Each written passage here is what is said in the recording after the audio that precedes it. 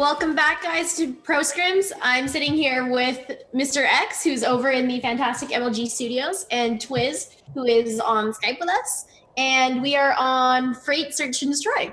Right, and right now I'm on with Formal because Formal has a sniper rifle, keeping me and Revan casting streak alive. When somebody has a sniper rifle, he's the person that you watch until he dies or until something ridiculous happens. But it looks like FeaR is able to pick up 3 members right off the bat. It's going to be all at the Spacely, so I'm going to go on to Spacely, see what he's doing. And, this is the first time I've actually seen the AK tonight, Twiz. What is your opinion on this AK? The AK-12 is actually like an underrated gun, but I personally don't think it's the better of the ARs.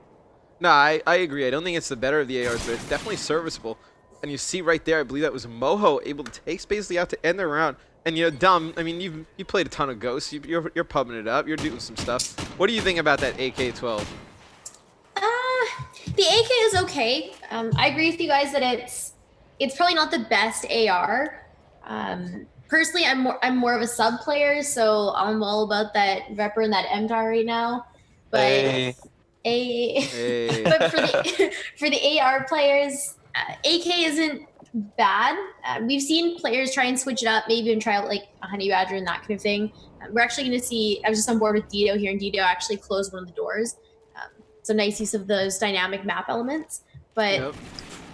I don't know.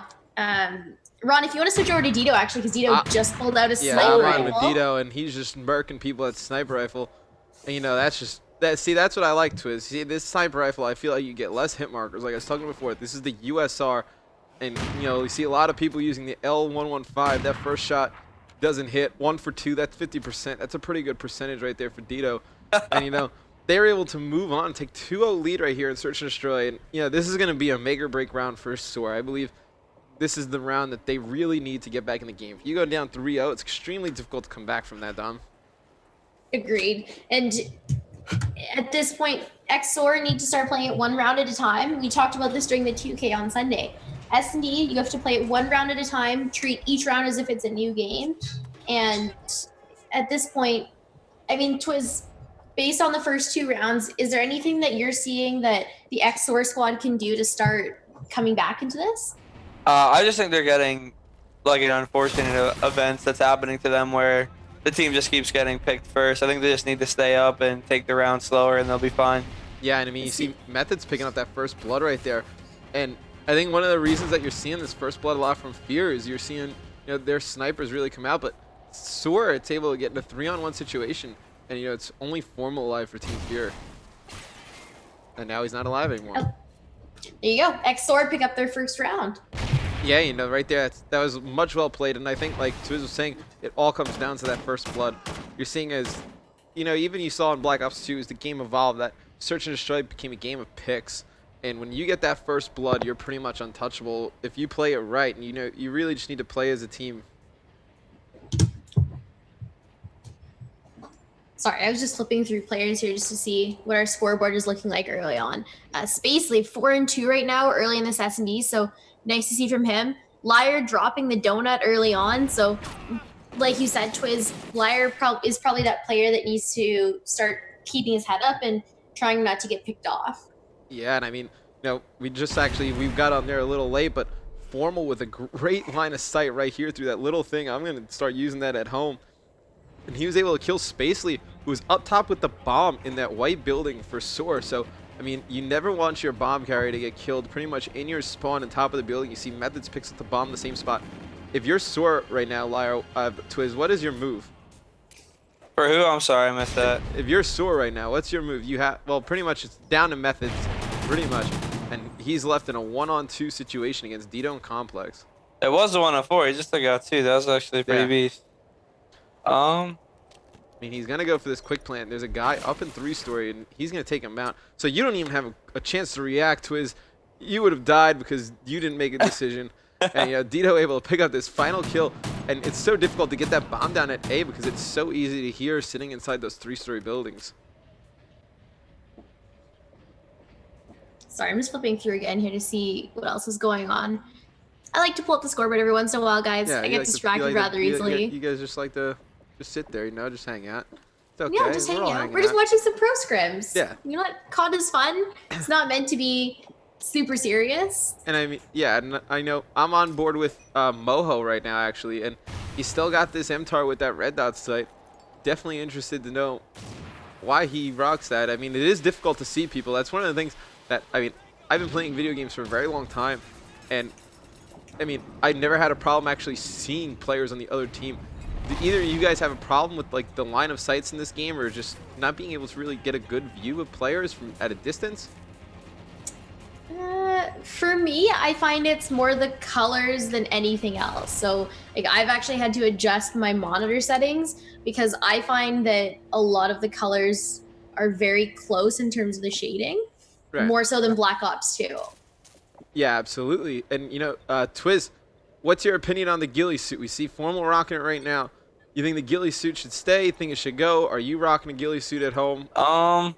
I don't use a ghillie suit personally. I think it's kind of weird that you can choose like what your guy is wearing because it can definitely affect, the way things are played. Like you lay in a patch of grass and not be seen, or your guy could be, completely like skinnier than a different guy. Like Right. it just doesn't make much sense. Like Yeah, I mean, it's one of the big changes with Ghost character customization. We see Spacely actually was able to clutch that 2-on-1, and that is a huge rem because that, I mean, that takes it from being a 4-1 lead for FeaR, which is pretty much insurmountable, to a 3-2 deficit, which is definitely workable. And you know, I want to go on board with Liar, your boy Liar right now. He's got this Bison out. He's just trying to make things work, and it ain't working. And it looks like they're going to try and push his red crate side of the map, switching to an AR, back to a Bison. He can't make up his mind. And Dom, Yeah. what do you use the Bison? What do you think of the Bison? I'm not really sold on it. I mean, I find like, and I think Twizzle probably agree with me on this. Generally in COD, for each gun class, there's maybe 2 or 3 guns that most will use, and I don't think the Bison is a gun that most people are using. I've been At trying least it from out what I've seen. recently. It's good for like close range. It's definitely the most dominant. Like, but you have to be super close. Other than that, I think the TAR probably takes it. Yeah. And everything else. I mean, I definitely agree. I think that the Bison has a purpose. It's extremely effective up close, but you know, in Ghost, the damage your weapons do is extremely higher than Black Ops 2, so you can't really take as many shots. And right now, I mean, it's going to be a 2-on-1 situation. It looks like Method's going to get the bomb down, and I like this play from Method, just kind of sitting on the bomb, waiting it out. And if he's able to get one player, he's going to be able to probably clutch this round. I like that FeaR is pretty much moving in at the same time. They're pretty level right now. And what that does with them moving at the same time is it forces Methods to try and make a play. But the problem is with them moving at the same time, even if he's able to kill one player in front of him, the other player is going to be close enough that he'll still be able to get the kill on Methods before Methods would have any time to react. Right, absolutely. And I mean, as I'm sure Twiz can attest to, in Search and Destroy, in those 2-on-1 situations, it's all about trading those kills. And right there, FeaR is in a perfect spot to trade those kills. I completely agree. You are just always in agreement. And you know, right now, I mean, I'm on board with Liar. I gotta see something happen. We can't have a James Bond moment right here, can we? And it looks like we're gonna have one. He's gonna go that 007. You never want to be James Bond in Search and Destroy. Nope. It's only one bad time to be him.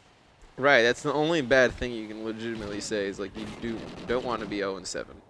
You know, it does happen. I mean, Search and Destroy, it's such a fast game mode. Like, a lot of people think it's more campy, but it's such a fast game mode, and obviously you only respawn once. So if you just get caught out of position a few times, it's extremely difficult to come back from that. You see Moho shooting bodies. He's angry, taking out Spacely in this final kill cam, and you know, FeaR is going to go one round away from winning this ProScrim tonight.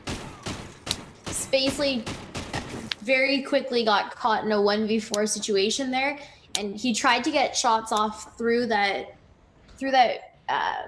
what do we call it? I guess like a tin wall or something like that. Yeah, Is that what it's called? Those really thin metal? Wall. Sure. Yeah. He tried to get some shots off, got hit markers, and unfortunately that gave away his position to all 4 FeaR players, and they just quickly closed in on him. Absolutely. And I mean, right now I'm on board with Formal. I want to see if he can get this early pick. Like Twiz was saying before, that the difference between these two teams is that FeaR is pretty much getting these picks every single time. And it's definitely because of Formal and even Dito we've seen use these snipers to their advantage. I'm just on board with, where did Formal go? There he is. Now we found Formal. Formal's just peeking around the corner here. There is going to be one player pushed up towards mid-map here, but they're not actually going to spot him. And that's going to be, who is it that took him out? My scoreboard keeps getting in the way. Oh, and that's going to be all the players dead right there. And it looks like Ex-SoaR is leaving the game. They know they've lost. They know they awful. No, I'm kidding. They're pretty good. But that's going to be it for tonight. It looks like FeaR is going to win our pro scrim this evening. I mean, big shout out to Team FeaR. Dito went huge all night. Formal with great play. I mean, what can you say about both of these teams tonight, Twiz? I think we saw their strong points and their weak points. I like that FeaR, you know, won that second blitz, showed that they you know, they can switch things up and be good at it. And I think SoaR just needs a little more time together. Right, I agree. I think SoaR is definitely a team of just amazing players, and they just need a little more time together. What do you think that SoaR can change up a little bit, Wisdom, going forward? I think Liar needs to start slaying a little bit more. Obviously, dropping a donut in Search and Destroy is not what we want to see. He had his James Bond moment, as you guys called it. And I think they just need to figure out how they move around the map. Like Twiz said, a lot of it is just having that play time together and instinctively knowing where your teammates are going without needing to call it out every time. And that's just going to be something that comes with grinding this game out. Right, absolutely. I think that'll come with time with them together as a team. They'll be able to get that chemistry together. They'll be able to kind of define roles a little bit better. And I think that definitely they'll be a team that will definitely contend for a championship this year in Call of Duty Ghosts. But that's going to be it for tonight's Pro Scrim. First, I want to thank you, Twiz, and Sharp, who's not here right now, obviously, because, I mean, he would have said something, and Wisdom for, you know, coming in, casting to me tonight. I mean, any shout-outs you guys have? What do we want to... Nobody. I mean, I'll give a shout out to Curse. Curse. There you go. Teammates. Shout out your teammates. Yeah, you know, Assassin, John, and Balefire for not being sketches. Good job, guys. Damn. Roasting. Anyway. And Dom, anything you want to say tonight? Yeah, I'll give a shout out to Ron, our producer. Fabulous as always. Gets everyone organized, finds teams, does all the dirty work. You guys can follow him at MLG RAWN. You know what else Ron does? Gets you food. I mean, besides that, you know, you can check out the MLG YouTube channel because Ron uploads all these rebroadcasts up right after tonight. So you can go check those out on YouTube. The rebroadcast will probably go up on the channel right out this, so you can watch it live pretty much throughout the whole way. And you know, big shout out to Team FeaR tonight taking our pro scrim, and we'll see you guys Thursday.